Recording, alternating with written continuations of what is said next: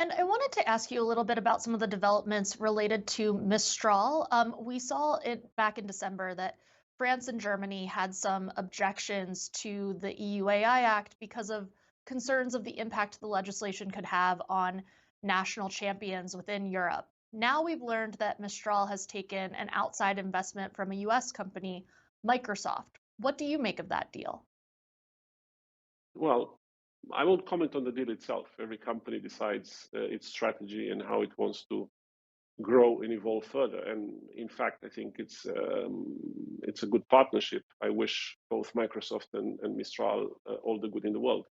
It is ironic, nevertheless, that a lot of the resistance that had come in some of the positions expressed by some of the governments in the EU was based on this idea of us maybe limiting the space for European champions to grow. I had heard this argument over and over again in the course of the last months in 2023.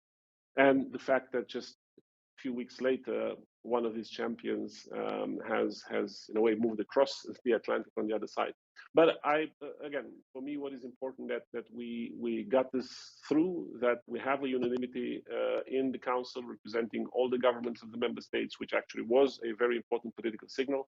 So all of those governments that had some reservations in the course of the negotiations had eventually understood that the balance that we found, that the compromises that were made during the negotiations were the right one and were answering to the reservations that they had.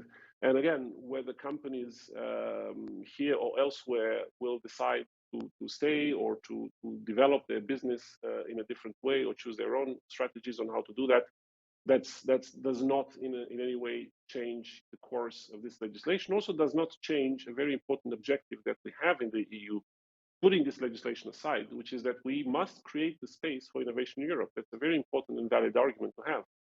And it's not only about the AI Act, it's about many other factors that are sometimes pushing companies in Europe to look for their fortunes elsewhere. It is the availability of enough funding that is open to the idea of risk, which I think is intrinsic to this business, and other elements that have to do with talent, that have to do with the right ecosystem, with the availability of data or compute power.